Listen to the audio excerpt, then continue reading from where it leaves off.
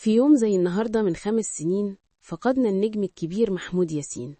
بس الصراحة هو ما راحش، لأنه لسه موجود في كل فيلم وكل مشهد وكل ذكرى في قلوب الناس اللي بتحبه.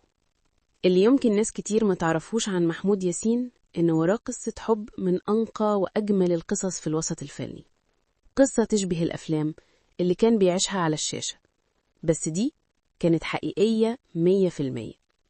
القصة بدأت في كواليس فيلم صور ممنوعة سنة 72 لما اتقابل لأول مرة مع شهيرة، ومن أول مشهد بينهم كان في كيمياء مش عادية، حب اتولد في صمت وكبر بسرعة، وبعد 6 شهور بس اتخطبوا، وبعدها بشهور قليلة اتجوزوا، وبدأت الرحلة اللي كملت نص قرن.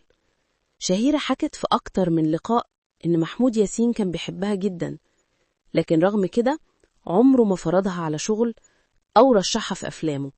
دايما يقول دي مسؤولية المخرج مش مسؤوليتي، وده يوريك قد إيه كان بيحترم شغله وفنه زي ما بيحترم بيته.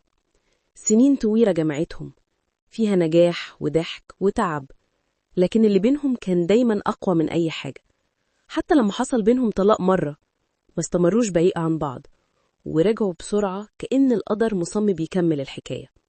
شهيرة قررت تعتزل وتلبس الحجاب سنة 92 وتتفرغ لبيتها وأولادها رانيا وعمر. ورغم إنها سابت الفن، لكنها فضلت في حياة محمود ياسين بكل تفاصيلها لحد آخر يوم في عمره. قصة حب نادرة ما انتهتش بفراق، بالعكس فضلت عايشة في قلوب اللي شافوها وسمعين عنها لحد النهاردة.